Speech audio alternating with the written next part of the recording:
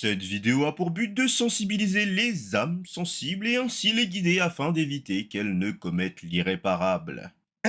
Plus sérieusement, pour celles et ceux qui ne me connaissent pas, moi c'est Yuma et on se retrouve enfin pour une nouvelle vidéo. Et oui, je dis enfin car les habitués de la chaîne l'ont remarqué, mais il n'y a pas eu de vidéo ouverture la semaine dernière et je tenais au nom de Maurice Goldfinger et moi-même à m'en excuser, mais nous avons dû faire face à une suite d'événements cataclysmique. Maurice tient également à s'excuser sincèrement pour la prise de retard importante concernant les expéditions de colis des gagnants du concours du mois dernier. Si vous souhaitez en savoir plus, rendez-vous sur Instagram afin d'en discuter ensemble en privé. Passons désormais au vif du sujet afin de répondre ensemble à la question suivante. Quelles sont les 5 raisons pour lesquelles tu ne dois pas acheter la série EV6 Mascarade Crépusculaire? Mais avant ça, pour ce mois de mai, nous vous offrons un joli duo pack. Pour tenter votre chance de le remporter, comme d'habitude, il vous suffit de liker et commenter cette vidéo.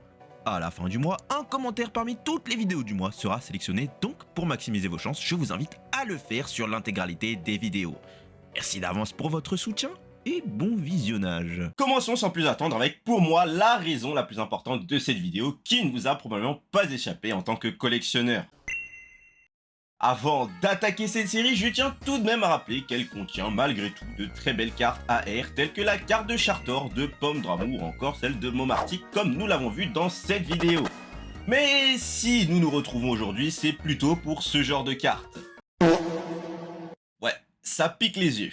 Certains collectionneurs ne seront pas d'accord avec moi et je le conçois tout à fait. Et après tout, c'est tout l'intérêt d'être une si belle et grande communauté avec des points de vue qui divergent, nous permettant ainsi d'échanger nos différents avis et de grandir ensemble dans notre amour de Pokémon et principalement de la collection de cartes. Il est bon de noter que la majorité des cartes que nous découvrirons dans ce set ne font pas vraiment rêver, que ce soit les cartes Ace-Spec, les cartes X ou encore les cartes Full Art Pokémon et Dresseur.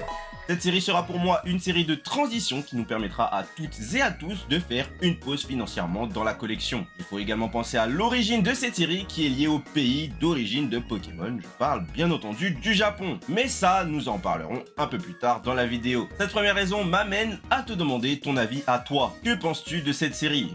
Visuel des cartes de cette dernière. Et penses-tu l'acheter et en quelle quantité? L'ensemble de ces questions me permet de rebondir sur l'avenir de Pokémon et des futures séries de cartes qui sortiront cette année 2024. La série EV6 Mascarade Crépusculaire sortira officiellement ce vendredi 24 mai 2024 et voici que nous avons déjà quelques informations qui commencent à nous parvenir au sujet de la prochaine série EV6.5 Fable Nébuleuse. Bon, une fois de plus, nos sources n'étaient pas totalement fausses lorsque nous évoquions la forte probabilité qu'une série 6.5 voit le jour. Cette série mettra en avant le trio de Pokémon originaires de Septentria, je parle ici de Favianos, Fortusimia et Felicanis, avec en prime Pechaminus. Il faut reconnaître que je ne comprends pas trop la cohérence entre l'histoire des DLC et l'introduction de Pechaminus dans cette série .5. Après tout, cela reste une série .5 qui viendra compléter la série EV6 Mascarade Crépusculaire, et j'ai bien peur que cette dernière soit autant boudée que sa grande sœur. Il faudra attendre davantage d'informations à ce sujet et si tu souhaites ne rien louper concernant les actus Pokémon, bah il te suffit simplement d'être abonné à la chaîne, sans oublier la petite cloche des notifications afin d'être averti des prochaines sorties de vidéos. Beaucoup de blabla pour te dire que la série EV7 devrait se porter sur Pania et les évolutions, comme nous le pensons depuis près d'un an déjà,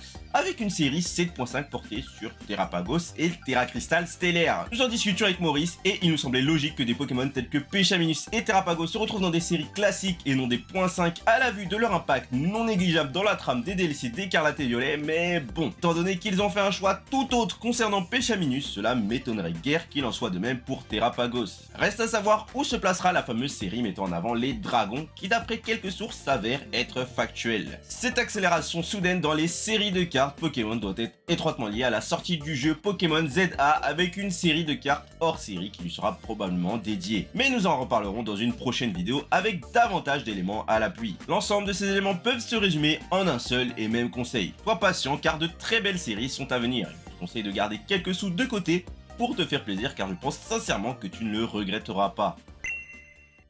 Nous voici désormais à la troisième raison pour laquelle tu ne dois pas forcément acheter cette série, et celle-ci est en lien direct avec les éléments apportés précédemment. L'introduction massive des Pokémon, des DLC, d'Écarlate et Violet n'est pas au goût de tous les collectionneurs. En effet, la grande majorité de ces Pokémon n'est pas appréciée par la communauté Pokémon, ou ils ne sont tout simplement pas connus des passionnés qui ont un peu délaissé cette 9e génération qui n'est pourtant pas si mauvaise que cela lorsqu'on prend le temps d'y jouer et de découvrir son histoire. Disons plus simplement que le changement n'est pas toujours apprécié de tous. C'est aussi pour cette raison que cette série connaîtra une hype très moyenne, ce qui me permet de rebondir sur la 4e raison.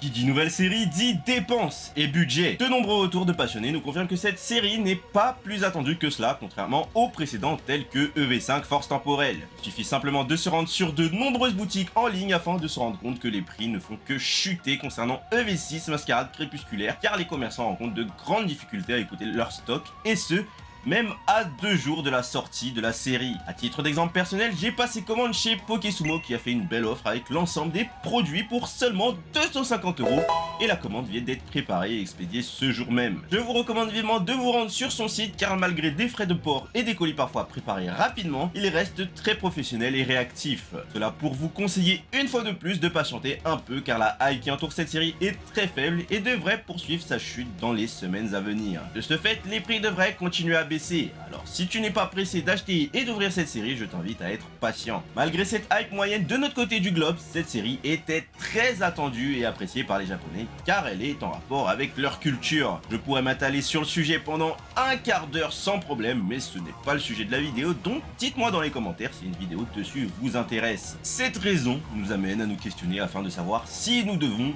ou non investir dans cette série et quand. Avant toute chose, il est bon de rappeler que l'investissement fait partie intégrante de notre passion, que nous soyons pour ou contre ce principe. Je pense qu'actuellement cette série n'est pas nécessairement une bonne série. En effet, elle est boudée par une grande partie des collectionneurs aujourd'hui car elle sort dans un contexte où nous avons eu de très belles séries récemment et les meilleures séries du bloc EV approchent à grands pas, ce qui explique la grande réticence des collectionneurs. Et à moyen long terme, cette série sera recherchée car malgré tout, elle contient de belles cartes et surtout, elle a une histoire liée au Japon, le pays qui a vu naître nos monstres de poche préférés. Cette 5e et dernière raison est plutôt contrastée.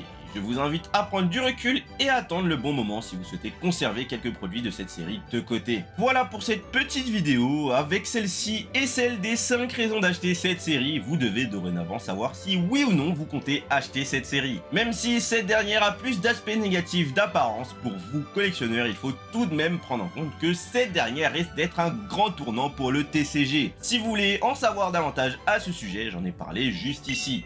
Quoi qu'il en soit, j'espère que cette vidéo vous a plu ou vous a été utile. On se retrouve rapidement pour la première ouverture de EV6 sur la chaîne, alors soyez au rendez-vous pour savoir si elle vaut le coup. D'ici là, portez-vous bien, c'était Maurice et Yuma pour vous servir.